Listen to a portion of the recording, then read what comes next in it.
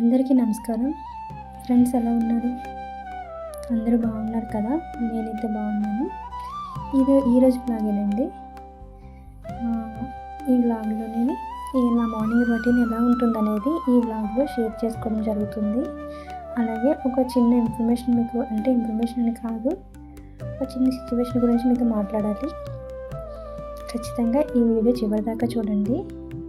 అలాగే మన వ్లాగ్ నచ్చితే ఒక లైక్ అయితే ఇవ్వండి. మన ఛానల్ కూడా సబ్స్క్రైబ్ చేసుకోండి. అలాగే ఇప్పటి వరకు మన ఛానల్ని చాలామంది సబ్స్క్రైబ్ చేసుకున్నారు. థ్యాంక్ యూ అండి. ఇంకా వ్లాగ్ అయితే చూసేయండి. ఇది మార్నింగ్ 7 o'clock తీసిన వ్లాగ్ అండి. 7 టైంలో క్లైమేట్ అనేది ఈ విధంగా ఉంది. ఎండ అయితే బాగా ఎక్కువ వస్తుంది, చాలా వేడిగా కూడా ఉంది. మనకి సమ్మర్ అనేది స్టార్ట్ అయిపోయింది కదా. ఇంకా మార్నింగ్ టైంలో ఇంకా నేను లేచిన వెంటనే నేను ఫ్రెష్ అప్ అయిపోయి, ఇంకా థైరాయిడ్ ట్యాబ్లెట్స్ ఉన్నాయి, డైలీ వేసుకోవాలి అవి. ఈ థైరాయిడ్ ఎందుకు వచ్చిందంటే, నేను కాలేజ్ టైంలో ఉండేటప్పుడు ఫుడ్ అనేది సరిగా తీసుకునేదాన్ని కాదు. కొన్ని సిచ్యువేషన్ వల్ల డిప్రెషన్లోకి వెళ్ళిపోయాను నేను. అంటే ఒకరిని కోల్పోయానమాట. ఇంకా తర్వాత అంటే చెప్తాను. అందువల్ల నేను డిప్రెషన్లోకి వెళ్ళిపోయి ఫుడ్ సరిగ్గా తినేదాన్ని కాదు. దీని మీద ఇంట్రెస్ట్ చూపించేదాన్ని కాదు. కానీ ఒకటి చదువుకోవాలని నాకు ఉండేది. దానివల్ల ఇంకా మిగతా ఏమి పట్టించుకోకుండా ఎప్పుడు బాధపడుతూ హెల్త్ నెగ్లెక్ట్ చేశాను. దానివల్ల ఇన్బ్యాలెన్స్ అయిపోయి నాకు థైరాయిడ్ అనేది వచ్చేసింది. తీసుకోవాల్సిన టైంలోని ఫుడ్ అనేది సరిగ్గా తీసుకోలేదు నేను. ఇంకా డైలీ అనేది ఇంకా మన లైఫ్ లాంగ్ ట్యాబ్లెట్స్ వాడాల్సిందే, డాక్టర్ అలా చెప్పారన్నమాట. ఎర్లీ మార్నింగ్ వేసుకొని ఇంకా త్వరగా వేసుకోవాలి. కాకపోతే మేము లేవడం లేట్ అయిపోయింది. ఎందుకంటే మార్నింగ్ నైట్ అనేది మేము త్వరగా పడుకోలేదు, అలా మాట్లాడుకుంటూ ఉండిపోయామన్నమాట.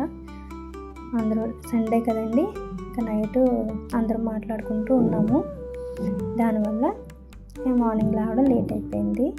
లేట్గా లేచినా పర్వాలేదు, ఎందుకంటే లంచ్ బాక్స్ అలాంటివి ఏమీ ప్రిపేర్ చేయాల్సిన అవసరం లేదు. ఎందుకంటే అన్నయ్య ఆఫీస్ దగ్గరే కాబట్టి ఇంకా ఫుడ్ అనేది మార్నింగే ప్రిపేర్ చేయాల్సిన అవసరం లేదు. అలాగే టిఫిన్ కూడా చేయాల్సిన అవసరం లేదండి, ఎందుకంటే జావా కూడా తాగుతాను. నెక్స్ట్ వచ్చేసి అన్నయ్యకి కర్డ్ రైస్ అనేది ప్రిపేర్ చేస్తాం అన్నమాట. దానివల్ల ఇంకా నాకు లేట్గా లేచిన ప్రాబ్లం ఏం లేదు. అలాగే నాకు లేట్గా లేవడం ఇష్టం ఉండదు. నాకు మార్నింగ్ 4 o'clock లేచి అలా చేయాలని ఉంటుంది. కాకపోతే నేను లేస్తే ఇంకా మాతో పాటు అందరూ లేస్తారు అన్నమాట ఇంట్లోని. నాకు వాళ్ళు లేచిపోతుంటారు, మెయిన్ మా అమ్మ లేస్తుంది. అందుకే నేను వాళ్ళు డిస్టర్బ్ అవుతారని చెప్పేసి నేను ఇంకా త్వరగా లేవను. ఇప్పుడు లేస్తున్నానండి, ఎందుకంటే మార్నింగ్ కూడా చదవడానికని లేస్తున్నాను. 4కి లేచి కనీసం 9 వరకన్నా బుక్ తీస్తాను. మధ్యలో ఒక అరగంట అలా టైంలోని అన్నయ్యకి అదే ఆఫీస్ బట్టలు ఉంటాయి కదా, యూనిఫామ్ బట్టలు అనేది ఐరన్ చేసి ఇచ్చేస్తాను అనమాట. ఇవాళ అనేది ఇంకా లేచిన వెంటనే నేను బుక్ అని పట్టుకోలేదు, ఎందుకంటే నేను ఫ్రెష్ అప్ అయిపోయి ట్యాబ్లెట్స్ వేసేసుకున్నాను. ఆ తర్వాత అన్నయ్య బట్టలు ఐరన్ చేసి ఇచ్చేస్తే తర్వాత నాకు ఇంకే పని ఉండదు. మిగతా జావా రైస్ అనేది అమ్మ పెడతారన్నమాట. కాబట్టి నేను ఇంకా బట్టలు ముందు ఐరన్ చేసేస్తే మధ్యలో లేవకుండా చదువుకోవచ్చు కదా అని చెప్పేసి నేను బట్టలు అనేది ఐరన్ చేస్తున్నాను. మీతో చెప్పాల్సిన విషయం ఏంటంటే, పిల్లల విషయం అంటే చిన్నపిల్లలకి మనం చెప్పకపోతే ఏమీ తెలియదండి. వాళ్ళు పెద్ద అయ్యాక కూడా వాళ్ళ బిహేవియర్ కూడా మనం మంచి చెడు భయం అనేది నేర్పకపోతే ఏ విషయంలో ఎలా ఉండాలి, ఎక్కడ ఎలా ఉండాలి, పెద్దవాళ్ళతో ఎలా ఉండాలి, చిన్నవాళ్ళతో ఎలా ఉండాలి, సిచ్యువేషన్ ఏదైనా ఆడుకునేటప్పుడు కానీ ఏదైనా సరే, వస్తువు పట్టుకున్నా ఏదైనా సరే, మనం ఎక్కడికైనా బయటకు వెళ్తున్న ప్రతిదాన్ని వాల్యూ చెప్పాలి. అలాగే వాళ్ళు ఎలా ఉండాలో నేర్పించాలి. పెద్దలతో ఎలా ఉండాలి, చిన్నవాళ్ళతో ఎలా ఉండాలి అని చెప్పేసి నేర్పించకపోతే అది ఫ్యూచర్లో పేరెంట్స్గా చాలా ఇబ్బంది పడాల్సి వస్తుంది.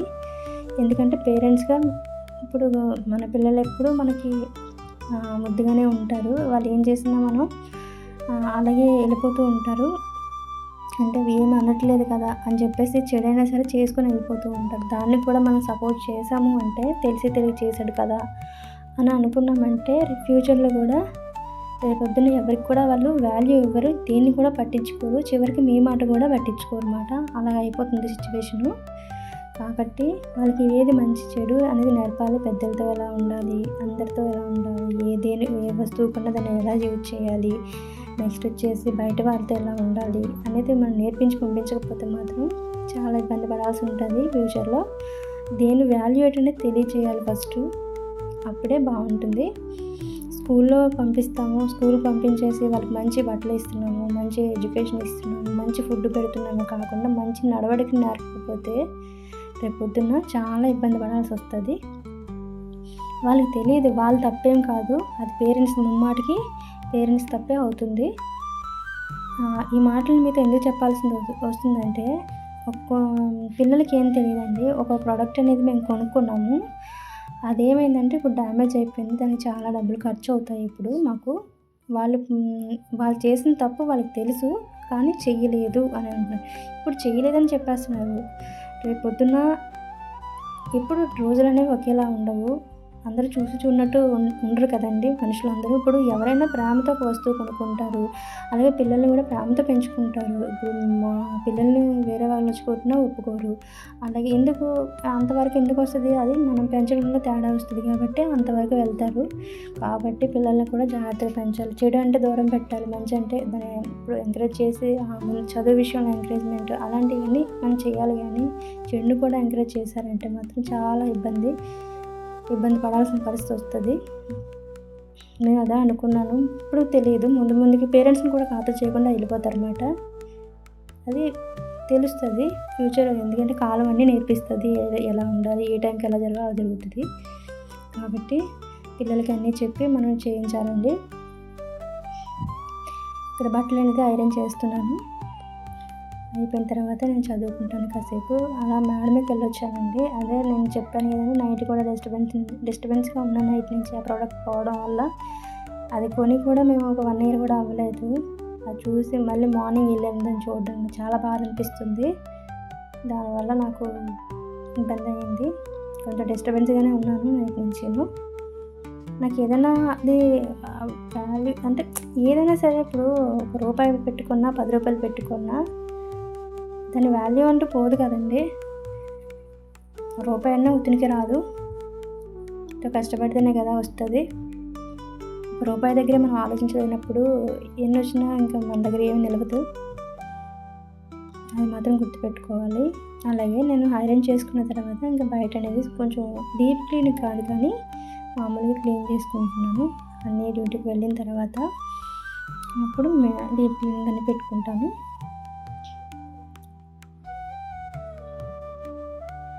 చెప్పాలండి పేరెంట్స్గా. ఇప్పుడు స్కూల్లోనే ఎడ్యుకేషన్ చెప్తారు, వాళ్ళ డ్యూటీ ఏంటి, చదువు మంచిగా మార్క్స్ రావాలి, మంచిగా అలా ఆ విధంగా చెప్తారు. ఇంకా మిగతా విషయాలు, పర్సనల్ విషయాలు ఏది మంచిగా చెడో చెప్పాలంటే అంతమంది పిల్లల్లో వాళ్ళు చెప్పలేరు. అలాగే అన్నీ చేయాలంటే ఒక్కరి వల్ల అయిపోదండి. అన్నీ ఇప్పుడు పేరెంట్స్ ఇంక్లూడింగ్ అవ్వాలి, మంచి ఎడ్యుకేషన్ అంటే వాళ్ళు చూడాలి. బయట అన్నీ మ్యాక్సిమం పేరెంట్స్ మీద ఉంటుందండి డిపెండ్ అయ్యి, వాళ్ళ ప్రవర్తన అనేది, వాళ్ళు మంచిగా ఉండాలా లేదనేది పేరెంట్సే చూసుకోవాలి. అన్నీ విలువైన వస్తువులు ఇవ్వడం కాదని విలువైన గుణం ఇవ్వకపోతే మాత్రం అది చాలా అందరూ బాధపడాల్సి ఉంటుంది. పేరెంట్స్ వాళ్ళు, బయట వాళ్ళు కూడా బాధపడతారు. ఏదో ఒక మాట అన్నా బాధపడాల్సిన పరిస్థితి పేరెంట్స్ కూడా వస్తుంది, అవతల వాళ్ళు ఏమైనా అంటే. ఖచ్చితంగా ఇదేనండి మీతో చెప్పాలనుకుంటుంది.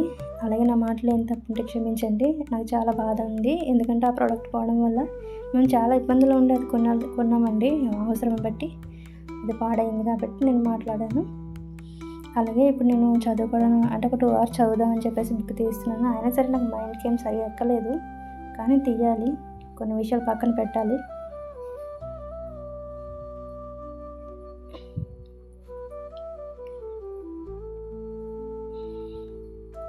ఫ్రెండ్స్, అలాగే మన వ్లాగ్ నచ్చితే ఒక లైక్ అయితే ఇవ్వండి, మన ఛానల్ కూడా సబ్స్క్రైబ్ చేసుకోండి. ఇంకా మనకి ఎలాంటి వ్లాగ్స్ పెట్టాలో కామెంట్ సెక్షన్లో కామెంట్ చేయండి. అలాగే ఇంతవరకు కూడా మన ఛానల్ని సబ్స్క్రైబ్ చేసుకున్నారు, అలాగే సపోర్ట్ చేస్తున్నారు. థ్యాంక్ యూ అండి అందరికీ. నాకు చదవాలని కోరిక చిన్నప్పుడు అంత బాగా అయితే చదవను కానీ పర్వాలేదు, కానీ చదవాలని మాత్రం ఉంటుందండి. మంచిగా చదవాలి, మంచిగా ఉండాలనేసి అనిపిస్తుంది నాకు ఇష్టం. నాకు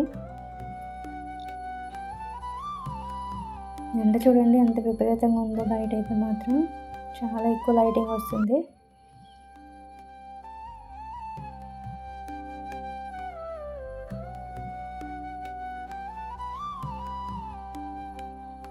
ఇంక ఇలా నా వర్క్ అనేది నేను అలా చేసుకుంటూ ఉంటాను. పూర్తిగా చూపిస్తే స్టడీ వ్లాగ్ అయిపోతుంది కాబట్టి ఇంక నేను పూర్తిగా చూపించను ఈ వ్లాగ్ అనేది. అదే స్టడీ అనేది చూపించట్లేదు. చాలా కొన్ని డిస్టర్బెన్సెస్ వల్ల కూడా చదువు కూడా కరెక్ట్గా చేయలేకపోతున్నాను. నాకు ఈ బట్టలు లేవు, గోల్డ్ లేవు అని అలాంటి బాధలేమో, నాకు అలాంటి విషయాలు పెద్ద పట్టించుకోను. కానీ ఎడ్యుకేషన్ విషయంలో మాత్రం అయ్యో చదవలేకపోతున్నాను, ఆ బాధ మాత్రం నాకు ఎప్పుడు లైఫ్ లాంగ్ ఉంటుందండి. నాకు చాలా ఇబ్బంది అవుతుంది. డిస్టర్బెన్స్ ఎంత చిన్నప్పుడు చదవకపోయినా సరే ఎవరైనా నా బుక్ కానీ అడగకుండా తీసుకుంటే తిరిగి కొట్టేదాన్ని. అంత కోపం నాకు బుక్స్ ముట్టుకుంటే. నన్ను అడిగి తీసుకోవాలి. మిగతా విషయం ఏమైనా తినేవి కానీ ఏమైనా సరే అడగకుండా తీసుకుని వెళ్ళిపోయినా పర్లేదు, కానీ బుక్స్ విషయంలో మాత్రం నేను ఇవ్వను. కొంచెం మొండిగా ఉంటాను ఆ విషయంలో మాత్రం. నాకు ఎందుకో అలా అయిపోయింది, అలా ఇష్టం. ఈవెన్ మా ఇంట్లో వాళ్ళు తీసినా నువ్వు బుక్స్ ముట్టుకుంటే ఏమైనా చిన్నది ఏమైనా నువ్వు ఊరుకోను, అలా ఉంటుంది. అలాగా కొంచెం కూర్చుని నడుము పట్టిన కింద కూర్చున్నానండి. కూర్చొని అలా చదివేటప్పుడే కింద అంటే చైర్లో కూర్చుంటాను. ఇంకా మ్యాక్సిమం కింద కూర్చోవడం ఇష్టం నాకు. అలాగే నువ్వు గొప్పగా చెప్పుకుంటున్నావని కాదు, కానీ నేను అలా ఫ్లోర్ మీద కూర్చోవడానికి ఇష్టపడతాను. అలాగే ఇక్కడ జావ అనేది రాగి జావ తీసుకుంటున్నాను అన్నమాట. మార్నింగ్ చెప్పాను కదండి, వీక్గా ఉన్నవాళ్ళు కొంచెం పిల్లలకు కూడా పట్టించవచ్చు. ఒక టీ గ్లాస్తో, మరీ పెద్ద పెద్ద గ్లాసులు కాకుండా టీ గ్లాస్తో పట్టించినా చాలా మంచిది. ఎముకలు పుష్టి బాగుంటుంది, గట్టి పడుతుంది. మీకు తెలుసు కదా, నాకన్నా మీకే తెలుస్తుంది రాగి జావ గురించి. ఇప్పుడు ప్రతి ఒక్కరు అవేర్నెస్ వచ్చింది అందరికీ, అందరూ తాగుతున్నారు. తప్పకుండా రోజుకు ఒక గ్లాసు జావ అయితే తాగండి. కష్టపడాలి కదా, కుటుంబాన్ని చూసుకోవాలి, అలాగే మనం ఆరోగ్యం కూడా కాపాడుకోవాలండి. అలాగే మధ్యాహ్నం ఈరోజు వెజిటబుల్స్ ఏమైనా వస్తాయని చూసాం కానీ ఏవీ రాలేదు. అందుకే ఎగ్స్ ఉంటే ఎగ్స్ పెట్టేసాము. అలాగే మీలో ఎంతమంది ఎగ్స్ తింటున్నారు? ఇప్పుడు ఏదో అంటున్నారు కదా బర్డ్ ఫ్లూ అనేసి. మేమైతే ఇంక తెగించి తీసుకొని కర్రీ అనేది అమ్మ రెడీ చేస్తున్నారు. ఇక్కడ ఎగ్ టమాటో కర్రీ చేశారన్నమాట. గుజ్జుగా ఉంది, చాలా బాగా వచ్చింది ఇవాళ కర్రీ అయితే. ఇందులో చింతపండు పులుపు ఏమీ వేయలేదు, ఒక నిమ్మకాయ పిండి వేశారు అంతే. చింతపండు పులుపు నాకు పడదండి, అందుకే తక్కువ వాడతాము ఇంట్లోని. ఇదిగోండి రైస్ అయితే పెట్టేసుకొని తినేస్తున్నాను వేడివేడిగానే. అన్నయ్య కూడా త్వరగా వచ్చేసారు ఇవాళ మధ్యాహ్నం లంచ్కి. ఇదేనండి ఈరోజు వ్లాగ్. రేపటి వ్లాగ్లో మళ్ళీ కలుద్దాం. అలాగే మన ఛానల్ నచ్చితే ఒక లైక్ అయితే ఇవ్వండి. మన ఛానల్ కూడా సబ్స్క్రైబ్ చేసుకోండి. థ్యాంక్ యూ అండి. Thank you for watching. Bye.